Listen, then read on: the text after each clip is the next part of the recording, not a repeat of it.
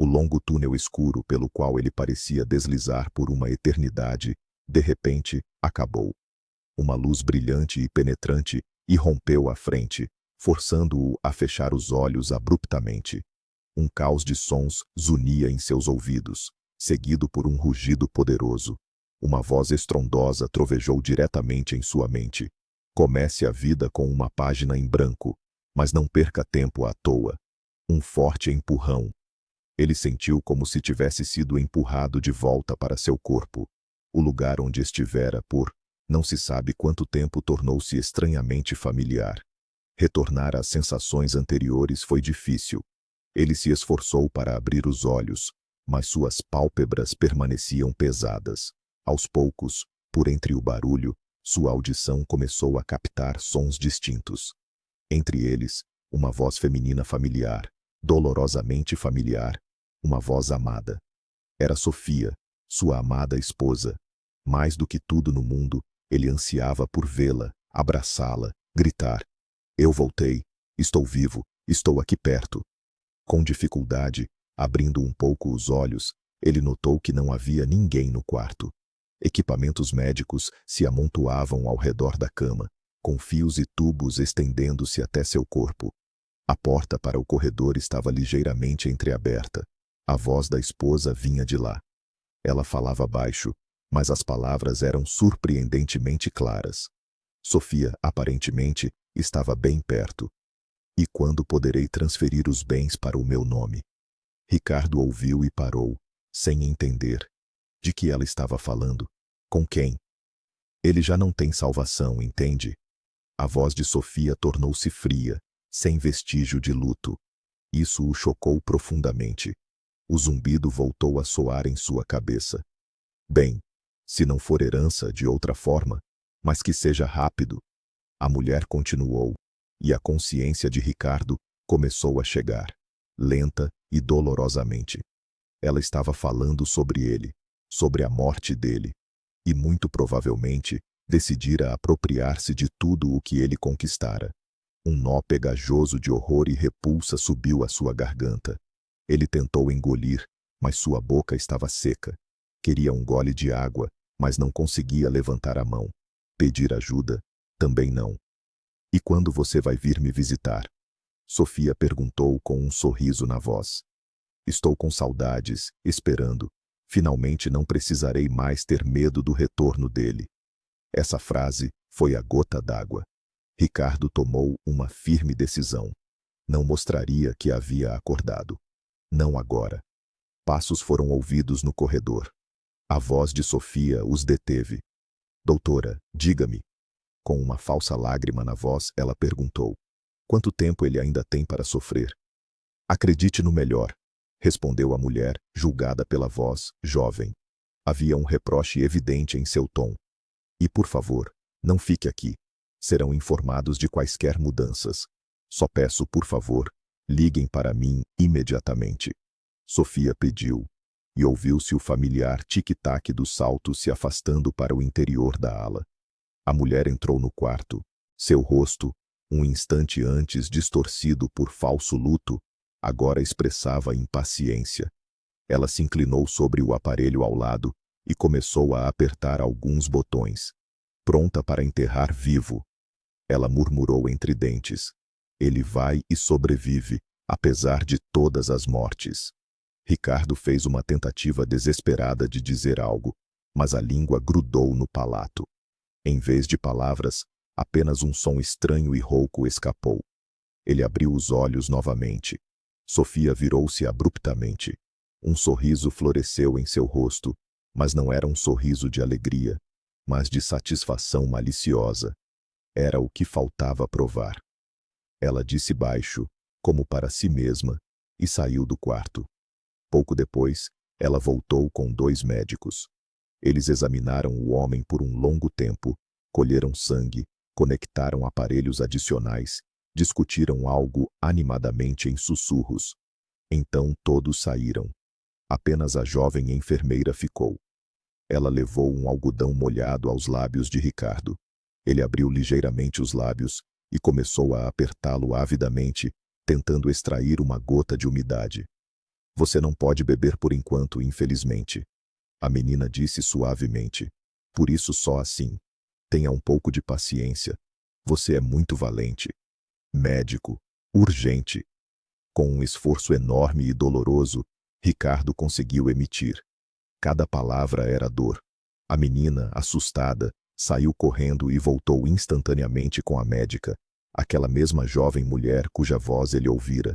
Esposa, não precisa informar. Novamente cada palavra era dita com dificuldade. Ela não deve saber. Por favor, pagarei, eu peço. A médica, chamada Clara, inclinou-se sobre ele. Em seus olhos, via-se compreensão e compaixão. Está bem, respondeu ela com uma prontidão inesperada. Não vamos. Não se preocupe. É melhor você ficar em silêncio por enquanto. Nós o entendemos. Clara e a enfermeira saíram. Ricardo ouviu Clara dizer suavemente à auxiliar de enfermagem. Eu não deixaria esposas assim chegarem nem à porta do hospital. Só sonha em ouvir que ficou viúva, só para apropriar-se de tudo o mais rápido possível. Como a terra suporta pessoas assim? Eu passaria dias rezando para que ele sobrevivesse, e aqui... A voz diminuiu. Algum tempo depois, a enfermeira colocou um soro e explicou que, por enquanto, ele seria alimentado pela veia. As palavras de Sofia martelavam em sua cabeça incessantemente. Como ela pôde ter um romance pelas costas dele enquanto ele estava entre a vida e a morte? Ele vivia pela família, fazia tudo pelo bem-estar dela, nunca limitava Sofia em dinheiro, permitia que ela vivesse como quisesse.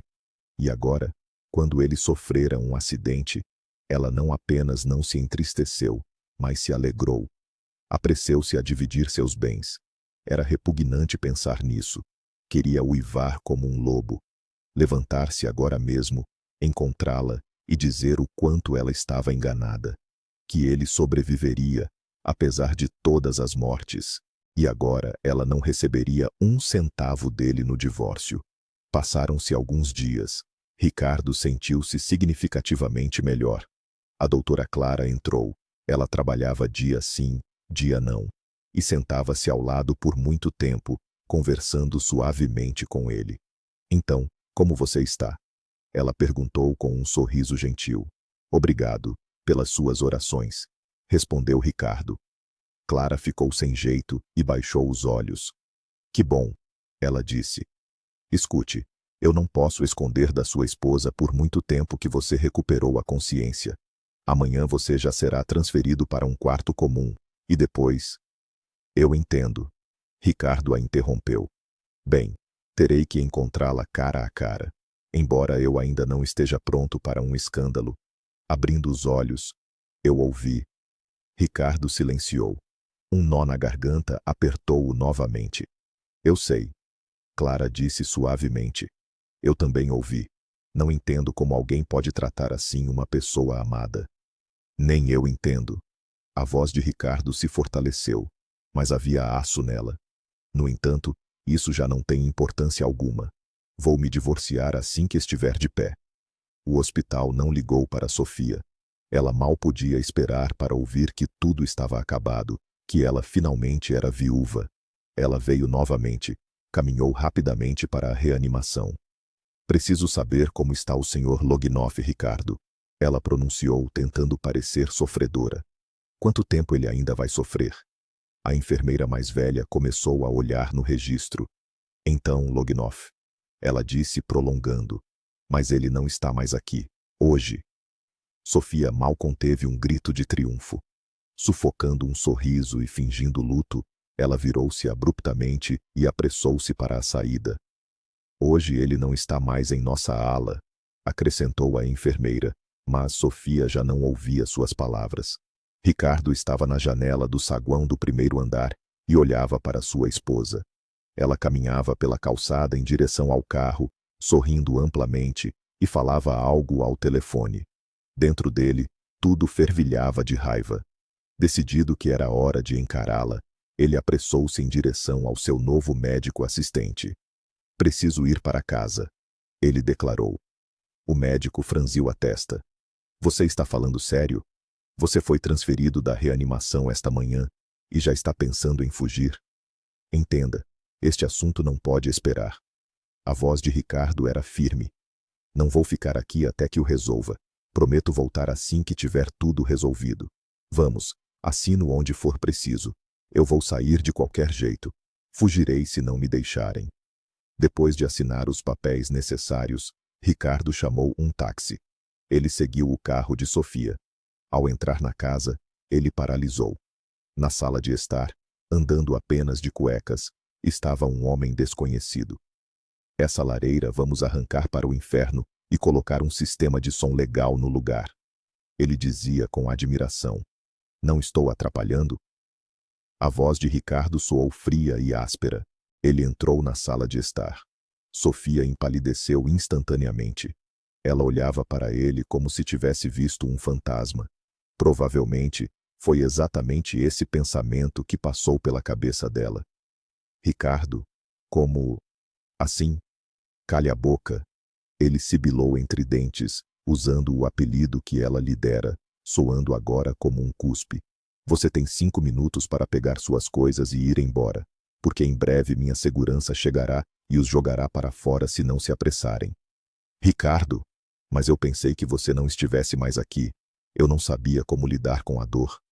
Sofia choramingou, começando a chorar de forma fingida. Ela não queria perder o dinheiro. Dor? Ricardo zombou. Você lidou com a dor rapidamente. Me matou por dinheiro e imediatamente encontrou um substituto. Ele apontou para o amante. Vá embora, Sofia. E se ousar tentar conseguir algo depois do divórcio, ainda me deverá dinheiro. De repente, as palavras de Clara passaram pela sua mente. Eu passaria dias rezando para que ele sobrevivesse, e aqui... Ricardo sentiu uma profunda gratidão por ela. Nem todo médico acredita tanto no paciente e luta por ele. Se não fosse por ela, talvez Sofia até tivesse pago para que o ajudassem a sofrer menos mais rapidamente. A ideia era repugnante. Era com essa mulher, Sofia, que Ricardo um dia quisera passar o resto de seus dias e sonhava em ter filhos. Sofia lançava maldições contra ele enquanto a segurança a escoltava para fora dos portões junto com o amante. Mas as palavras dela não o tocavam mais. O amor evaporou, como fumaça. Bastou descobrir que criatura mentirosa e desprezível era aquela que ele amara. Ricardo chamou especialistas que trocaram todas as fechaduras da casa em poucas horas. Pediu aos seguranças para cuidarem da casa enquanto ele terminava a recuperação. Voltando para o hospital, como prometera, ele tentou não pensar em como um único acidente havia virado completamente sua vida de cabeça para baixo. Durante algumas semanas, enquanto Ricardo terminava a recuperação, Clara o visitou várias vezes, perguntando sobre sua saúde. Eles simplesmente conversavam sobre tudo e sobre nada, e isso o ajudou surpreendentemente a se livrar de pensamentos pesados. Após a alta, Ricardo cuidou do processo de divórcio. Como ele esperava, Sofia começou a exigir sua parte dos bens. Mas esses bens, adquiridos durante o casamento, incluíam também um grande empréstimo que Ricardo havia feito para desenvolver o negócio. O empréstimo, comum, como a ex-esposa diria, também teria que ser dividido. Ao ouvir a soma da dívida, Sofia empalideceu mais do que antes e imediatamente concordou em assinar o documento de renúncia à sua parte dos bens. Ao obter o divórcio, ela amaldiçoou Ricardo e disse palavras que uma pessoa normal jamais diria. Mas o homem não lhe deu atenção alguma. Num instante, aquela mulher se tornou para ele um lugar completamente vazio. Algum tempo depois, Ricardo percebeu que sentia falta de Clara e queria vê-la. Afinal, ele nem sequer lhe agradecera como devia por ela tê-lo literalmente tirado do outro mundo. Comprando um grande buquê, ele se dirigiu ao hospital, calculando que ela deveria estar de plantão. Acontece que a enfermeira informou que a doutora Clara estava em uma cirurgia muito complicada naquele momento. Ricardo sentou-se no corredor, decidido a esperar. 2 horas depois, exausta, com lágrimas nos olhos, Clara saiu da sala de cirurgia. Ao ver Ricardo, ela sorriu surpresa e sentou-se ao lado dele. O que aconteceu? Ricardo perguntou preocupado. Um caso difícil. Ela suspirou. O paciente, não, não, salvamos, salvamos. Clara repetiu com alívio. Isso a fez sentir tão leve por dentro. E isso é para mim? Ela perguntou, olhando para as flores. Oh, desculpe. Ricardo estendeu o buquê para ela e sorriu sem jeito. Acho que perdi a prática de conversar com mulheres. Eu queria convidá-la, você para um encontro. Mas se você não aceitar, não ficarei ofendido. Aceito, Clara respondeu. Meu turno termina em meia hora. Uma caminhada será a melhor reabilitação depois de uma cirurgia assim. E para você... Ela sorriu. É bom passar mais tempo ao ar livre.